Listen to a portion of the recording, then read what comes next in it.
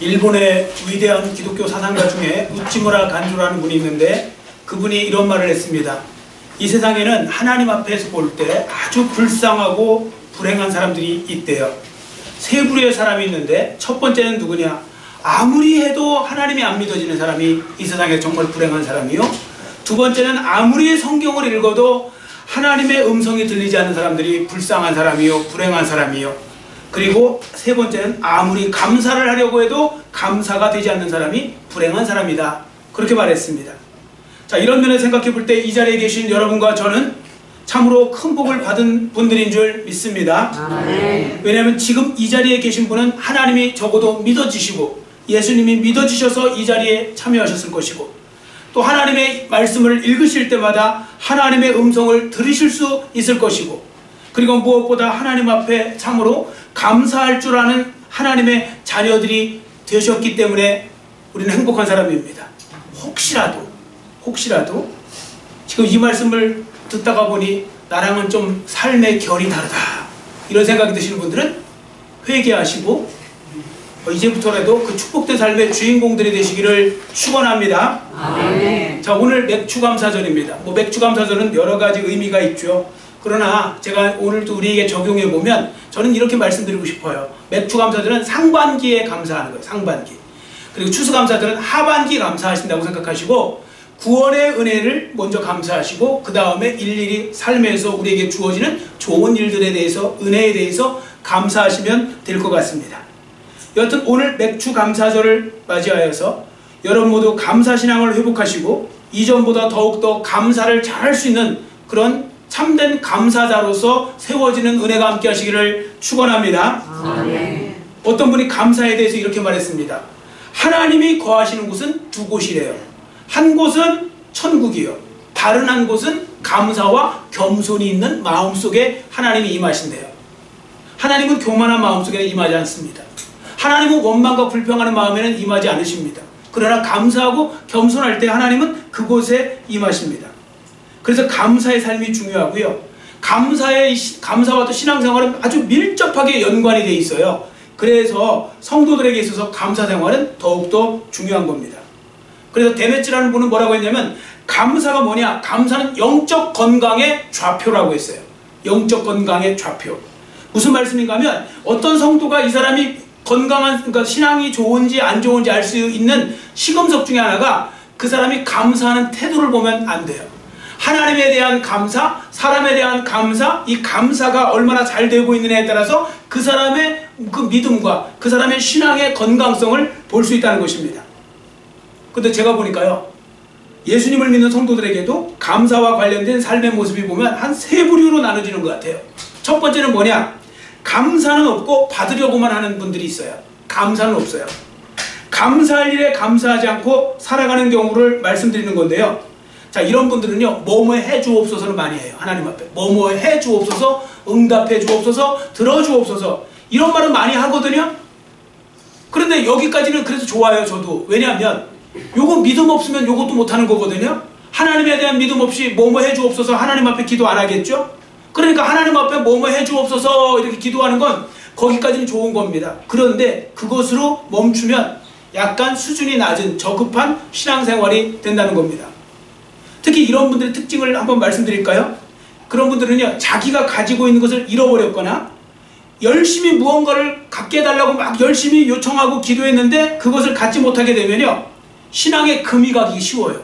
신앙에 금방 금이 가버려요. 그리고 이미 받은 것이 많이 있음에도 불구하고 다른 사람과 비교하면서 자신이 받은 것이 그 사람에 비해서 적다고 생각하면서 원망과 불평을 굳이 또 끄집어 들어와갖고 그걸 가지고 원망하며 불평하며 살아가는 특징이 있다는 거죠. 안타까운 사실은 이러한 성도들이 너무너무 많다는 겁니다. 그래서 짐 스토벌이라는 분이 뭐라고 했느냐면, 짐 스토벌이 하는 말이 감사란 참으로 아이러니컬한 것이다. 정말 감사해야 될 것 같은 사람들은 감사할 줄 모르고 거의 아무것도 없는 사람들은 많은 경우 감사하는 경우를 보게 된다. 이게 감사의 아이러니래요. 제가 이 말씀 듣다가 이번 주에 제가 이제 그 생각나는 이야기에서 하나 적어봤는데요. 그게 뭐냐면 그 여수의 애양원 이야기입니다. 여러분도 한번 기회가 되시면 여수 애양원 한번 방문해 보시는 것도 좋습니다. 여수 애영원 여러분들 아실 텐데요. 여수 애영원은 산돌 손양원 목사님, 사랑의 원자탄이라고 불렸던 산돌 손양원 목사님을 통해서 더 유명해진 곳입니다. 자, 여기는 나병 환자, 옛날 말로는 문둥병자들, 나병 환자, 또 한센스병이라고도 하죠. 그 나병 환자의 그 사람들을 모아놓은 어떻게 보면 수용소였어요. 굉장히 오래됐더라고요. 1911년도에 광주 쪽에, 제가 알기로는 광주 쪽에 있다가 여수 쪽으로 옮겼을 거예요. 그 수용소로 해서 그렇게 해서 이제 했는데, 거기에 보면 문둥이, 어떻게 보면 그 나병 환자들이 가득 모여서 거기서 사는 거예요.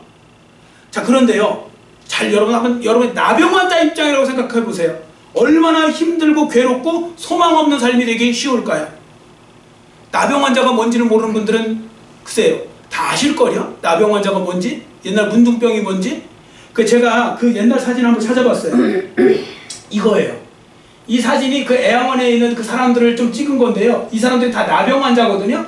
근데요, 이걸 확대를 해보면 막 저 왼쪽에 두 번째 있는 저 등치 좋은 분, 여러분들 오른쪽에 두 번째 그런 분들 보면요, 손가락이 3개예요.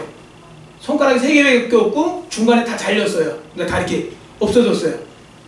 여러분, 나병이요, 여러분들 그 신경계를 건드려 갖고요, 나병에 걸리면 특징이 뭐냐면 통증을 못 느껴요.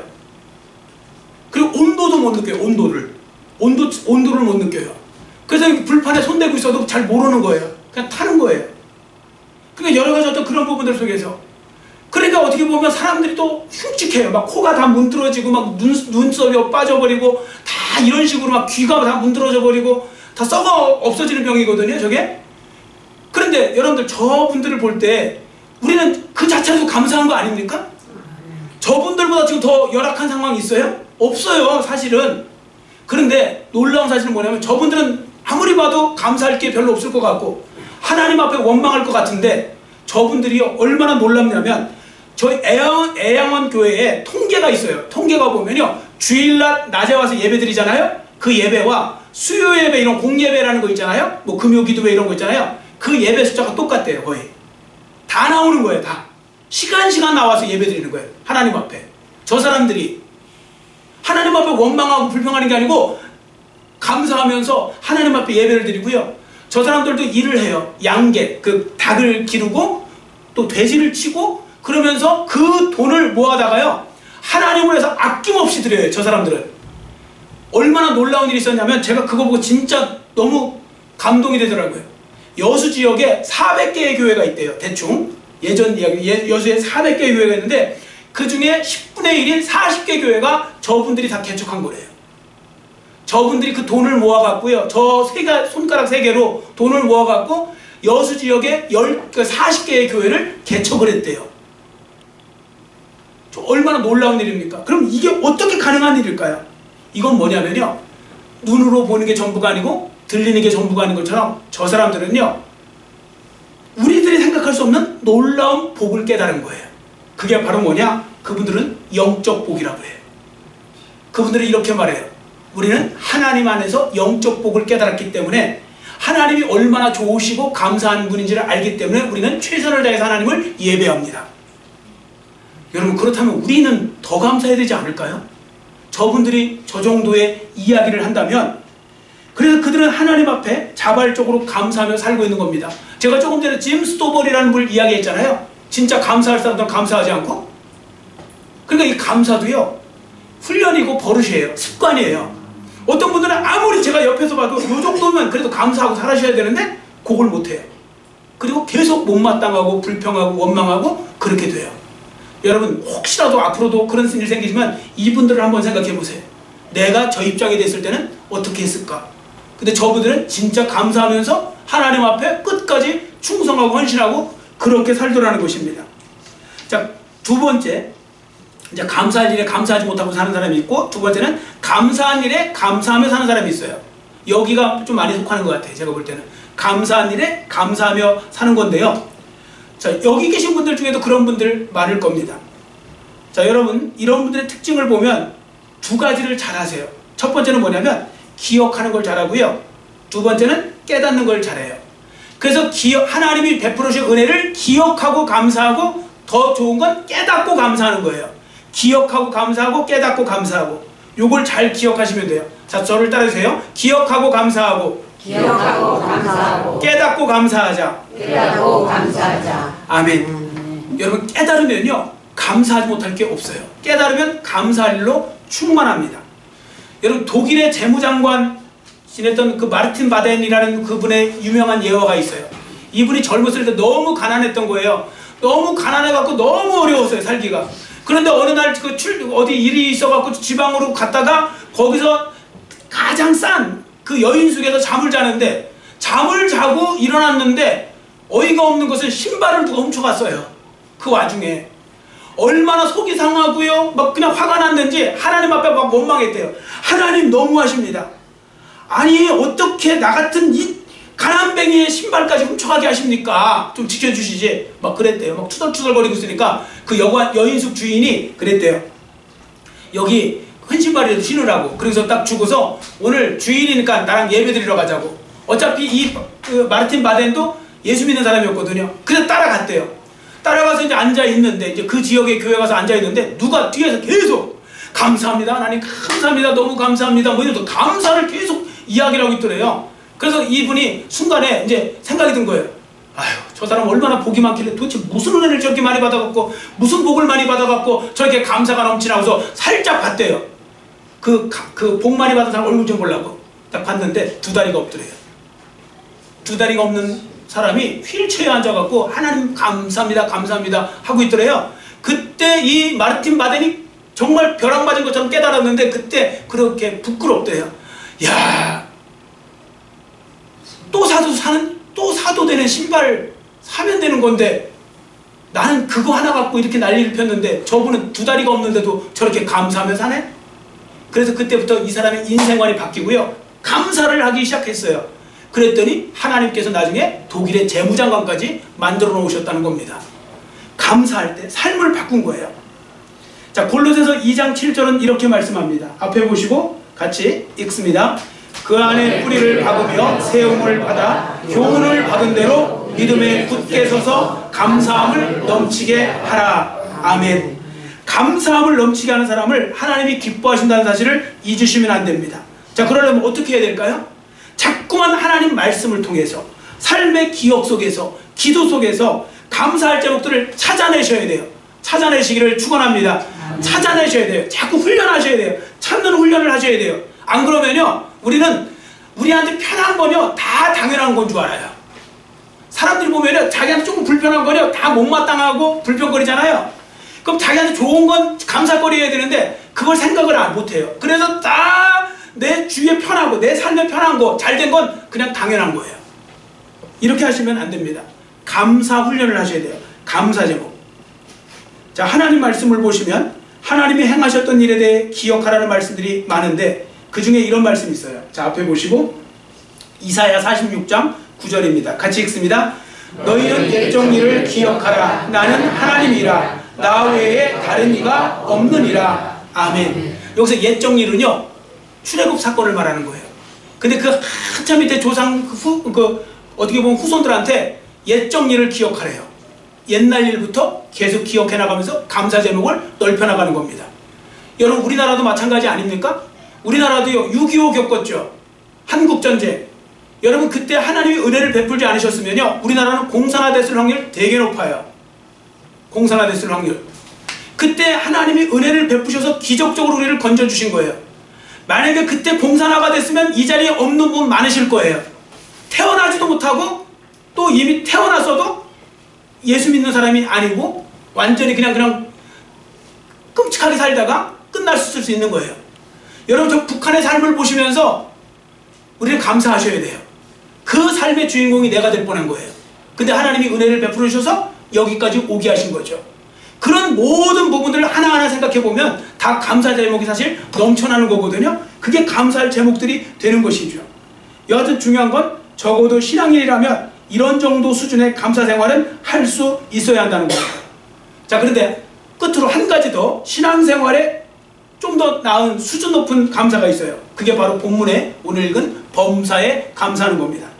범사라는 말은요 모든 일이란 뜻입니다. 무릎 범자니까요. 모든 일. 그러니까 여기는 안 좋은 일, 어떻게 보면 어려운 일, 고통도 들어가겠죠. 모든 일이니까 내게 일어난 해프닝 중에 모든 일이 다 감사, 거기에 감사하라, 이런 뜻이거든요. 자, 여러분, 이 말씀은 감사 중에 최상의 감사가 무엇인지를 보여주는데요. 그러니까 어떤 사람이 범사 혹은 모든 일, 모든 상황 속에서 감사하는 삶을 이렇게 보면 그 사람의 믿음이 좋은 것을 볼 수 있는데, 그럼 누가 이런 삶을 살을까요? 누가 범사에 감사하는 삶을 살 수 있을까요? 저는 이렇게 생각합니다.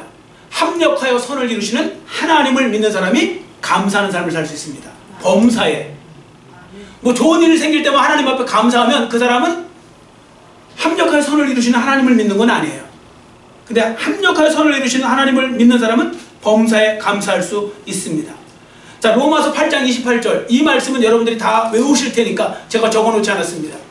자, 로마서 8장 28절 우리 한번 같이 읽어볼까요? 우리가 알거니와, 시작, 우리가 알거니와 하나님을 사랑하는 자 곧 그의 뜻대로 부르심을 입은 자들에게는 모든 것이 합력하여 선을 이루느니라. 아멘.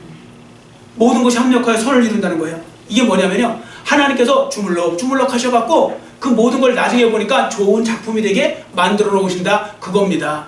여러분 한번 생각해 보세요. 옛날 그 유명한 뭐 미켈란젤로 다비드상 뭐 이런 거 있잖아요. 뭐 이런 그런 상을 만들 때 생각해 보면 그 바위를 깎을 때 어떤 때는 움푹 들어가게도 막 깎고 나오게도 깎고 막 높이도 깎고 세모로 깎고 막 깎을 때 사람들이 볼 때는 왜 이래, 이거 지금 내가 올라가야 될 타임인데 왜 나를 집어넣으셨어, 막 이렇게 막 하잖아요. 근데 나중에 다 보니까 그 멋진 다윗상이 되어 있는 거예요. 조각품이. 근데 그때 눈으로 들어갈 때는 왜 이래요? 나올 때는 또 교만해지고. 그럴 필요 없어요. 하나님은요, 합력하여 선을 이루시는 하나님이죠. 그래서 그걸 믿는 사람들은요, 감사하면 되는 겁니다. 하나님 앞에 먼저 감사하면 되는 겁니다. 여러분, 세상이 끝날 때까지 끝난 게 아니라는 말 있죠. 그게 우리 그리스도인이 써야 될 말이에요. 하나님이 어떻게 하실지 모르는 거예요. 그렇기 때문에 우리가 그러한 상황 속에서 감사하고 먼저 믿음으로 감사하는 거, 이거 절대 쉽지는 않아요. 근데 믿음으로 감사하잖아요. 그러면 하나님께서 감사를 통하여 기적도 일으키시고 역사도 일으켜 주시는 것입니다.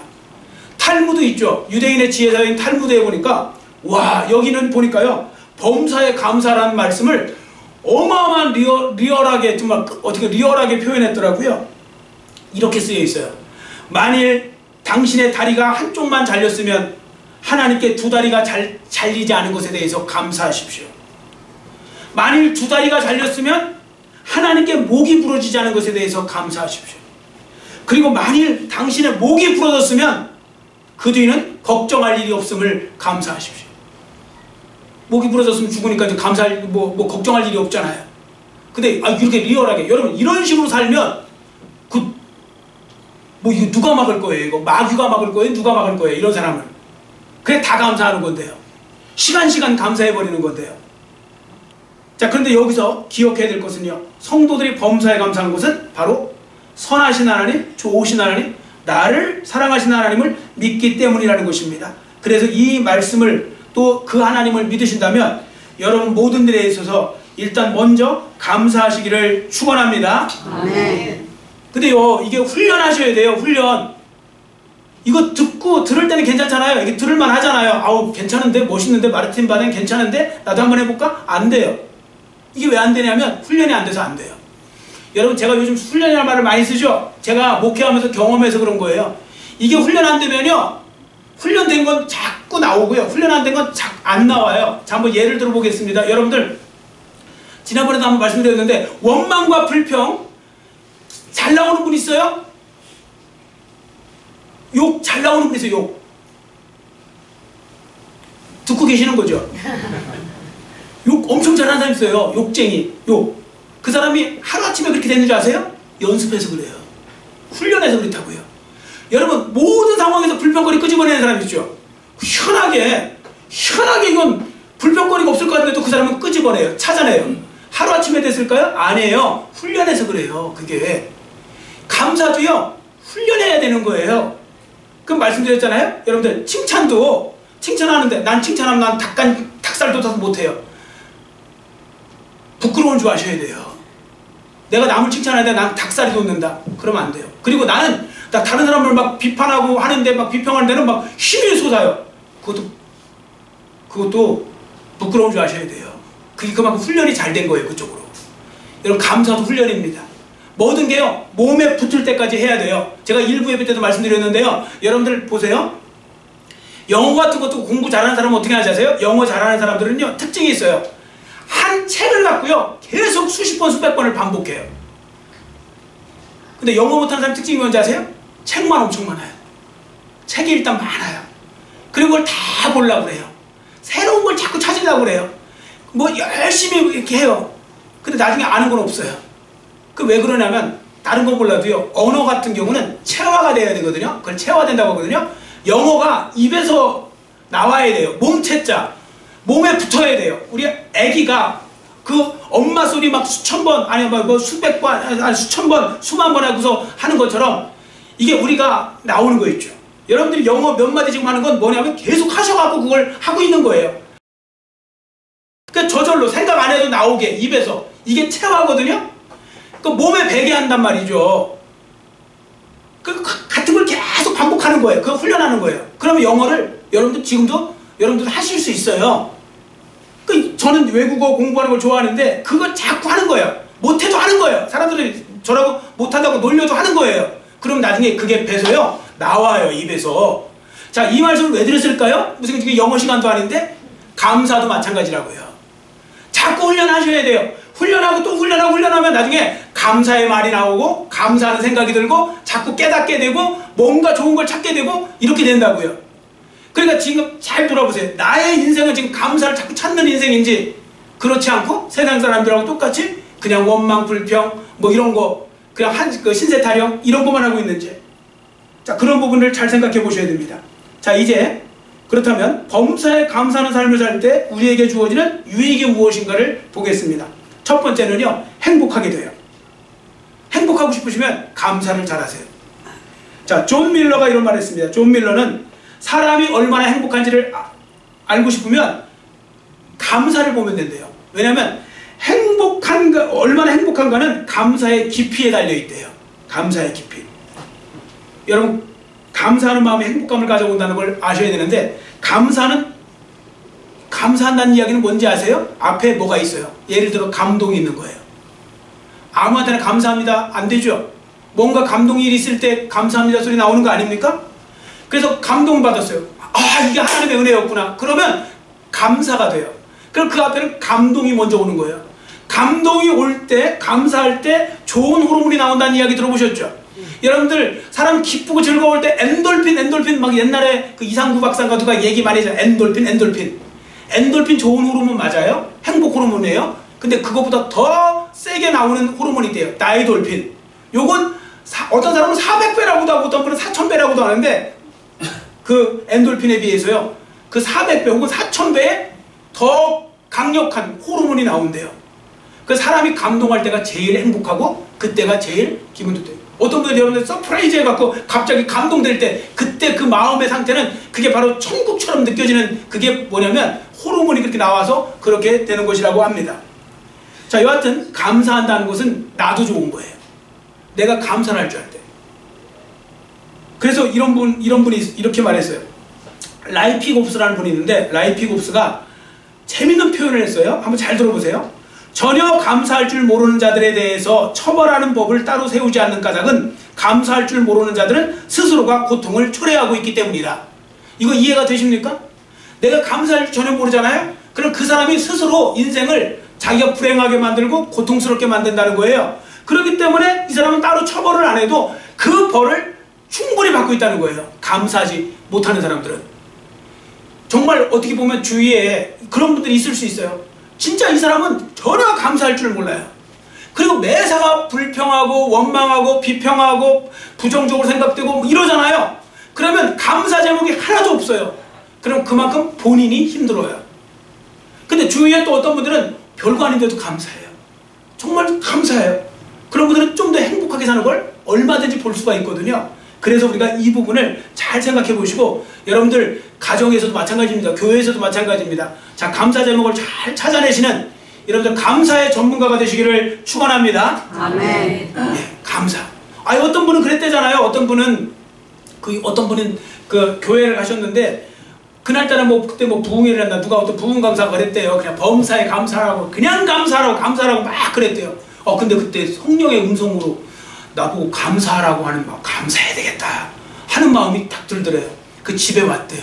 왔더니 여느 날하고 똑같이 남편이 술주정뱅이가 되고 와갖고 이렇게 누워있더래요. 그러니까 그걸 보니까 또 확 갑자기 기분이 상하려고 그랬는데 그래도 감사하라. 그래서 이제 잠자는 얼굴을 이렇게 쳐다보고 있으니까 감사한 제목이 생각나더래요. 그래서 뭘 생각해라고 그랬으니까 뭐 생각하니까 다른 사람들은 보면 많은 사람들이 술을 잔뜩 먹고 집을 못 찾아와서 길거리에서 자고 동사도 하고 막 이러는데 이 사람은 어떻게 기가 막힌 재주가 있어갖고 술이 잔뜩 채도 와서 이렇게 누워서 자니 내가 밤새 걱정 안 해도 되니까 요거 감사하고 그러니까 감사할 줄. 그리고 요 사람은 꼭 토요일 밤만 되면 술을 잔뜩 먹어갖고 나 교회 나가는 거 반대하는데 주일날 오전까지 그냥 계속 자니까 내가 교회 갔다 오는데도 하나도 지장 없으니까 감사하고 뭐 이렇게 감사 제목을 막 찾았대요. 그러니까 막 웃음이 나오더래요. 세상에 내가 이런 거 갖고 감사하고 있네. 그러면서 웃음이 나오는데 그 사이에 마침 그 남편이 눈을 떴대요. 눈을 뜨면서 보니까 자기를 보고 맨날 승질만 내던 그 부인이 얼굴이 웃으면서 있더래요. 자기를 보고 깜짝 놀라갖고 무슨 일 있냐고. 그랬더니 그 얘기를 해줬대. 당신 이렇게 생각하니까 이것도 감사하고 저것도 감사하고 목사님이 감사하라고 했는데 해서 해보니까 진짜 있더라고. 그랬더니 그 남편이 그러더래요. 내가 교회 나가주면 더 감사하겠네. 그래서 나왔대요. 이거 진짜 있었던 일이에요. 옛날 최순환 목사님이가 해주신 진짜 있었던 일이라고요. 감사하면요, 감사는 복을 불러와요.